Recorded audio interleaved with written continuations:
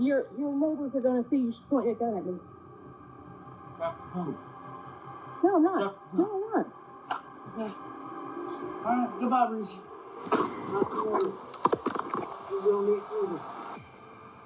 On December 6, 2021, Harris County Police responded to a call from a concerned neighbor who has just witnessed something unimaginable.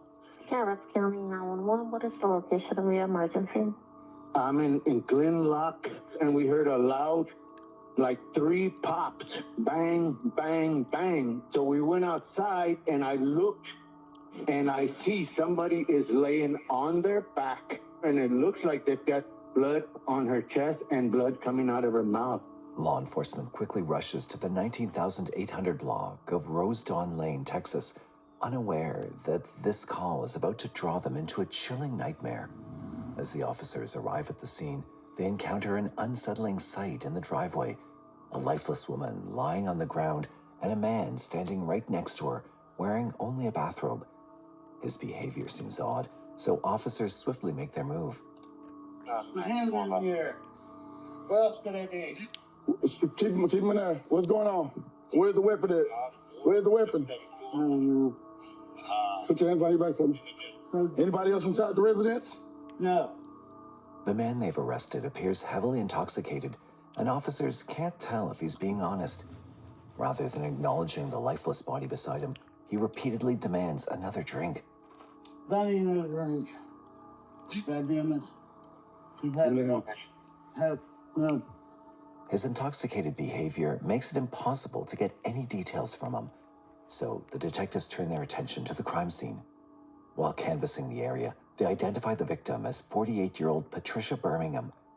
The horror deepens when they find 3 shotgun shells, 2 near the tires of a white Tesla parked in the driveway, and the 3rd shot struck Patricia in the right eye, killing her instantly. At first glance, the officers consider the possibility of an accident, suggesting 2 shots aimed at the tires and 1 mistakenly hitting Patricia. But the theory of accidental death is rendered obsolete when they discover CCTV footage from the neighborhood. Could this footage hold the answers they're looking for? Patricia's seen holding her phone tightly, appearing to record something, making it the possible key to solve this mystery.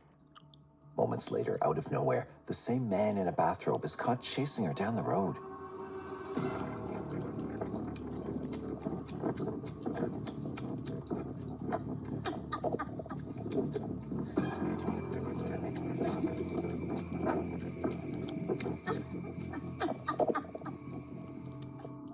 The detectives can't fully understand why this man is pursuing her and what kind of connection they have. As they search for answers, they stumble upon a shocking discovery. The man in custody is none other than Patricia's husband, 60-year-old Carey Birmingham. Is it just because of alcohol, or is there something more at play? But before they can ask Carey, he begins to act strangely. So, gentlemen, this would go a lot smoother if we were sitting in my living room. I'm not out in front of all my neighbors. And I'll be honest with you, I'll be more talkative if I could be at my table, and I'll need a tall glass of vodka with just a shot of cranberry juice. Come back over here. Like with 4 suspicious person on Knoxcross? I'm not a criminal. As officers struggle to control him, he admits something that nobody anticipates, turning everyone's doubts into reality. Where's the shotgun? I don't know. It's your weapon? Yeah. What you gonna get? I wasn't good enough. His sudden shocking confession raises further concern about what actually happened between them. He's taken to the Harris County Homicide Office to sober up. But his statement makes it difficult for detectives to separate what's real from what he says. They begin to realize this case may not be as straightforward as it first appeared. Just because someone tells us they did something doesn't always mean they in fact did it. There still has to be an investigation that takes place. Physical evidence has to be recovered, eyewitness testimony, video surveillance footage, which would either corroborate or not corroborate what Mr. Birmingham had told us. With a warrant in hand, the detectives swiftly search the scene for more evidence. We entered the residence through the side door of the house, and we observed a Benelli shotgun leaning up against the corner of the kitchen area right by that door. Based on proximity to where it was to Patricia Birmingham's body, it could have been used in this case. There appeared to be more firearms inside of the house. Forensic testing later confirms that the shotgun discovered near the driveway is a direct match to the shells collected outside. But it's inside the garage that investigators uncover the most damning piece of evidence. On top of some water bottles, we had located what appeared to be Patricia Birmingham's cellular device. This is the same phone captured on CCTV. The detectives quickly notice bloodstains on it, and forensic tests confirm the blood belongs to Patricia. The officers realize that this phone might have evidence of her final moments. Within a short time, the officers secure a warrant to examine her phone, and its contents will only deepen the tension. On it, they find a secret audio recording that exposes a clearer, yet deeply unsettling picture of the couple's dynamic. She was skinny. Your grandmother was fat, and that's what you're going to know, because you don't do a goddamn thing to take care of. Oh my God, we're not going on the fat train now, are we? Yeah, we're Are we hopping on the fat train now? What the hell is wrong with you? How did you gain so much weight? You don't look healthy. You don't even encourage me when I lose weight. What she's doing here, where she presses record on her phone to pick up the audio, is she's trying to document the situation.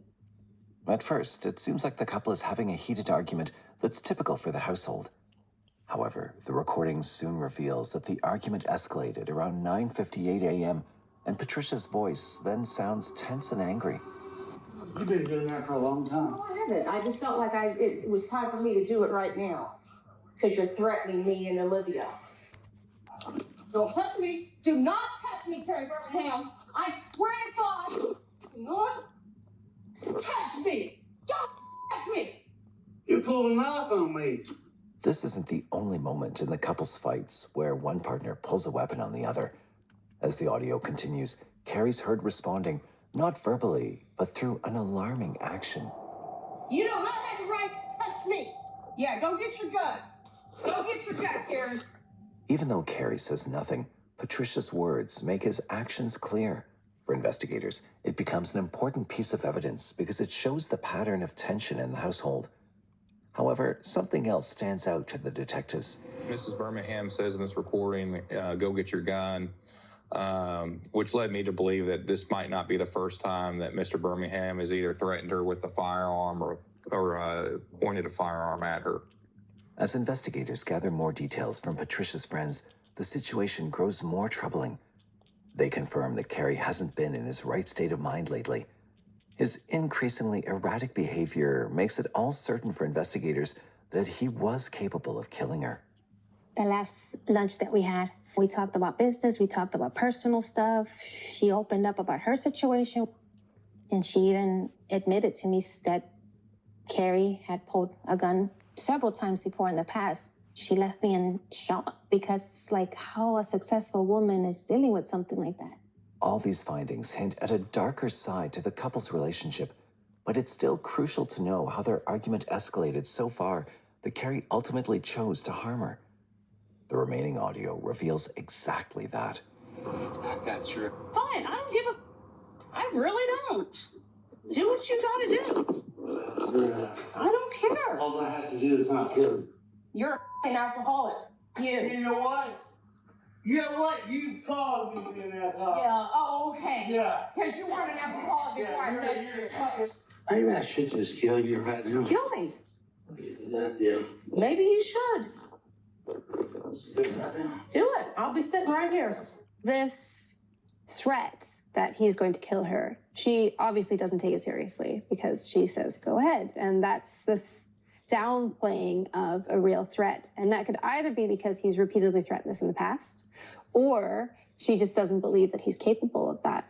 But Patricia wasn't aware that Carey was already setting his sinister plan into motion.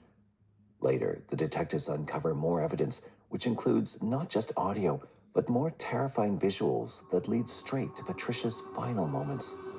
Right after the recorded audio ends, Patricia, believing the argument's over and she can finally distance herself from Carey, steps outside, but cleverly keeps recording. This is the exact moment she appears on CCTV, almost ready to escape. But what she records next on her cell phone reveals Carey's attempts to humiliate her in public. Hey, Reese, where'd you get that bag that I gave you? That Christmas bag. Where'd you get it? Huh?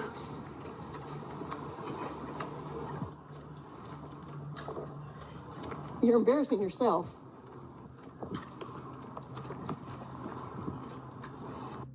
Carey's even willing to humiliate himself as he walks onto the street with his bathrobe hanging open, another clear indicator as to why Patricia felt she needed to get away.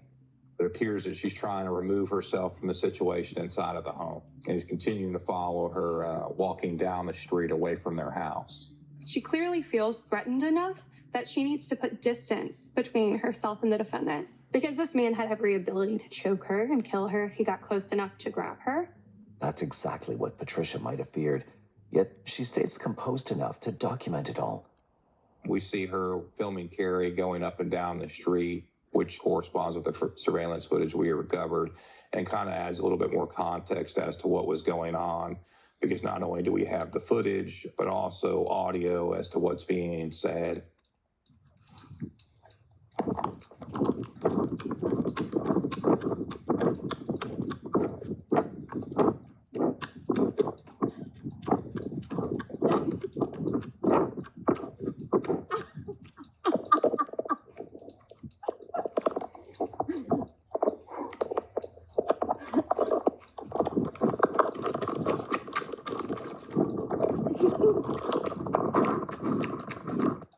Meanwhile, Patricia's visibly exhausted, gasping for breath as Carey continues to chase her.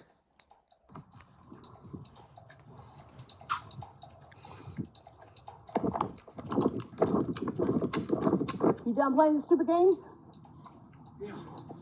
How you shut up? How you shut up? Huh?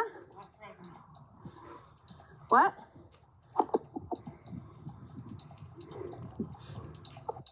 In the end, Carey appears to be heading back home. Yet, behind that silence, he plots something dangerous. Even in his intoxicated state, he knows Patricia's been recording his every move. So he makes a calculated choice to stay quiet enough to make Patricia believe that everything's over and follow him back into the residence. At that moment, Patricia doesn't know that the most horrific event of her life awaits. Huh? You really want this on video? I'll pull it. I'm mad enough to just pull it.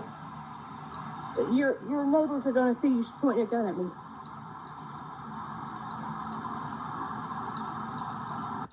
Patricia deliberately mentions the neighbors as witnesses and captures his every move on camera, a clever attempt to warn him to stop. Yet, despite knowing he's being recorded, he shows no hesitation before carrying out his next deadly act. I'm ready to go. Drop the phone. No, I'm not. No, I'm not. Okay. All right, goodbye, Reese. You gonna meet Jesus. It's one of the most heartbreaking discoveries so far. Carey's heard firing 3 shots, one striking Patricia and the other 2 hitting the car. At the end, Patricia had only one choice to record her final moments, as she had no way to escape. Tragically, the incident took Patricia's life shortly after. Hope that was worth it. We're going worth it for you. He shoots her once in the head. The second 2 shots that are heard on that video, he actually turns the gun and immediately in seconds takes out the front tire and the back tire of her vehicle. So she shot 1 time in the head, meaning that she had to have a closed casket funeral. Her eye was gone. Her face was blown off. And the defendant, in the same second that he blew off his wife's head, even incredibly intoxicated, made perfect aim and took out the front and back tire of her vehicle. The injuries Patricia sustains are terrifying. Besides the gunshot, she has blunt force trauma to her head, showing she had no way to escape. It's clear this isn't just violence, it's a merciless execution. His demeanor afterwards is even more horrifying. Instead of panicking, he seems relaxed, almost as if he's finally achieved what he always wanted. Even after committing such an evil act, Carey shows no remorse and still has the audacity to blame Patricia for everything. It sounds like he lays down next to her, and you can hear heavy breathing, and then he moves the phone into the garage area. Yeah. You crazy. But they're worth it. We're gonna worth it for you.